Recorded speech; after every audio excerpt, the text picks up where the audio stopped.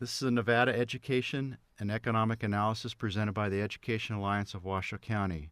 The Ed Alliance is a 25-year-old nonprofit organization governed by a board consisting of 22 business people and 5 K-16 leaders. Our analysis is fact-based, using statewide data with sites for data noted on each page. As we all know, Nevada's economy is struggling with the nation's highest rate of unemployment and lowest rate of job growth. In addition, our state's gross domestic product has been declining and is falling now at the fastest rate in the nation.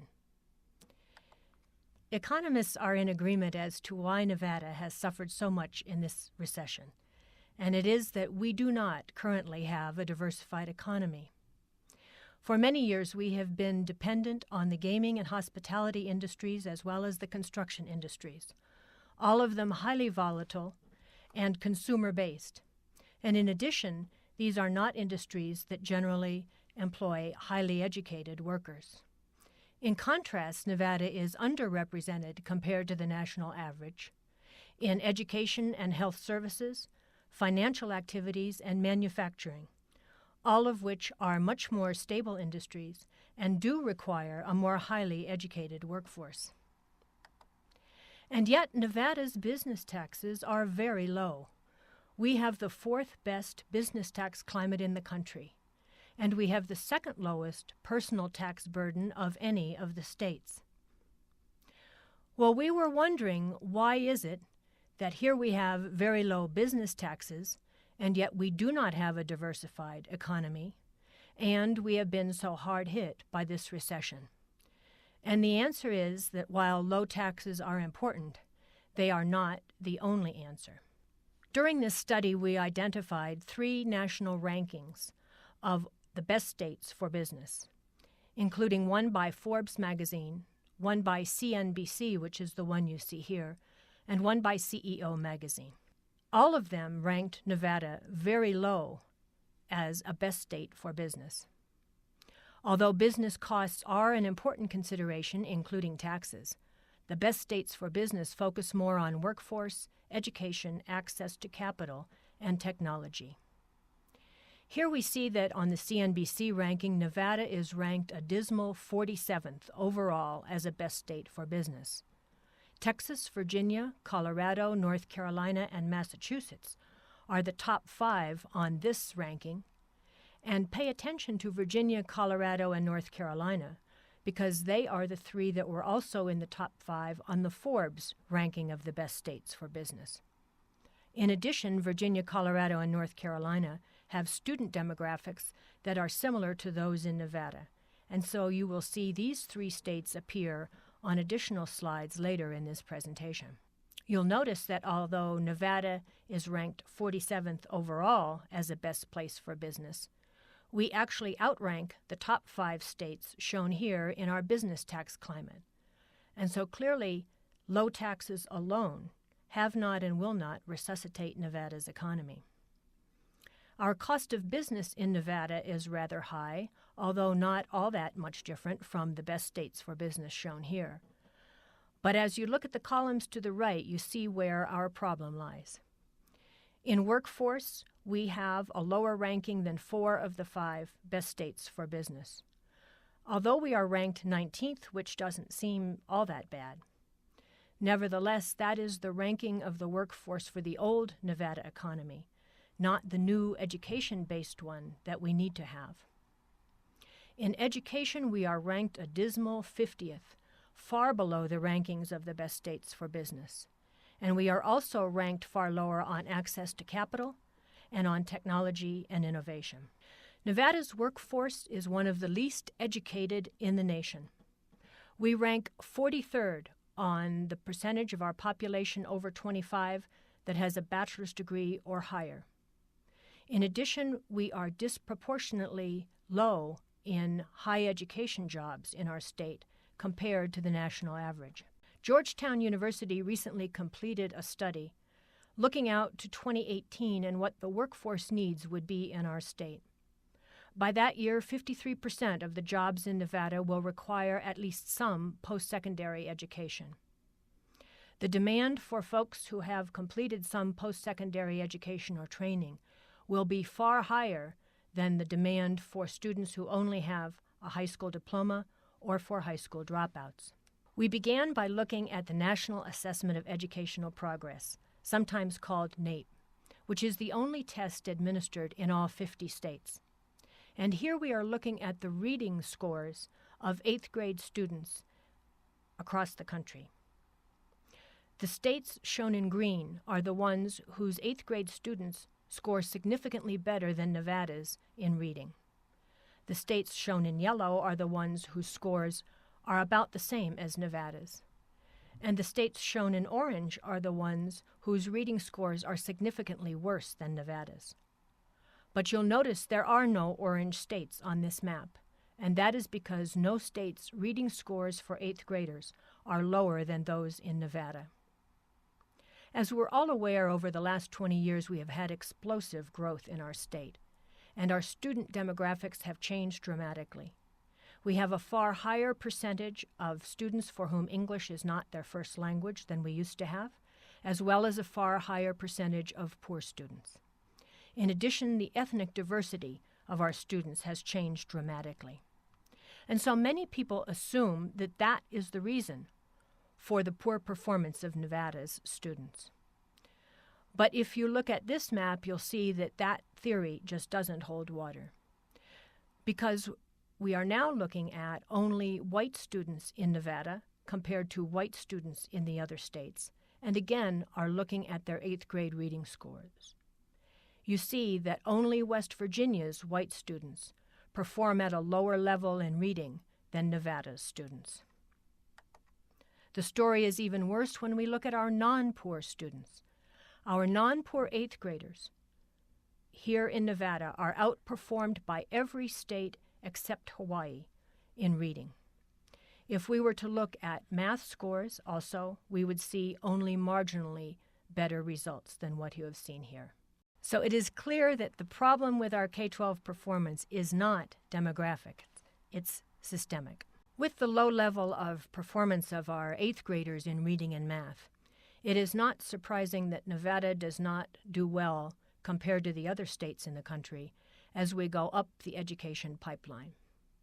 Only about half of Nevada's high school freshmen graduate from high school within 4 years, and that is the lowest high school graduation rate in the country. Of those students who do graduate, only about half enter college by the fall of the following year after graduation. And again, that ranks us only 43rd in the country in our college-going rate. Of those students who do enter college, the percentage who graduate with a diploma or a certificate is much lower in Nevada compared to the national average. And the bottom line is that out of every 100 high school freshmen in Nevada, only 10 will complete a certificate, an AA degree, or a bachelor's degree within 10 years. That's half the rate in the U.S. as a whole. This clearly indicates that we are not on track to achieve that 53% of workers with post-secondary education that we saw a few minutes ago from the Georgetown study. On this scattergram, we are looking at the 21 states whose student demographics most resemble those of Nevada. The achievement levels based on the 8th grade combined NAEP and reading scores are shown on the vertical axis, with the highest achieving states toward the top of this chart. The per pupil expenditure for K-12 education, not including capital expenditures, is shown on the horizontal axis, with the states that spend the most appearing on the right-hand side of this chart. There are two major conclusions that we can draw from this scattergram. The first is that there is clearly a relationship between student achievement and per pupil expenditure. In particular, you will notice that those states who spend $9,600 a year or more per pupil all are achieving above the national average. But of those states who are spending less than $9,600 per pupil, only 15% are scoring above the national average. You'll see here that Nevada is the 4th lowest spending state for K-12 education and also has the 4th lowest student achievement. But there is a second important conclusion that can be drawn from this slide. You'll notice a wide range of performance among states who are spending about the same amount per pupil. In particular, take a look at North Carolina and Colorado. North Carolina is slightly above average in student achievement. Colorado is significantly above average, and yet both of these states spend less per pupil than many of the states shown on this slide. This says to us that clearly there are other factors, policies, instructional practices, and other factors. So we conclude that both funding and changes in policies and practices are important in achieving high achievement among our students. Well, what are the best states for business doing regarding education? The best states for business invest in K-12 education and get significantly better results than we do here in Nevada. Virginia, Colorado, and North Carolina, on average, spend $1,000 more per pupil for K-12 education. And they graduate their high school freshmen 4 years later at about a 50% higher rate than we do. In addition, their NAEP scores for 8th grade students are significantly higher than Nevada's. The best states for business also invest in higher education. If you look here on the right-hand part of this slide, you'll see that all three of the best states for business invest more per capita of their state and local spending on higher education than we do here in Nevada, about 50% more to almost double. This higher spending on higher education yields results because they are graduating almost double the amount of new bachelor's degrees per 1,000 young people. And finally, the best states for business invest in academic research and development, which is critically important for economic development in a state.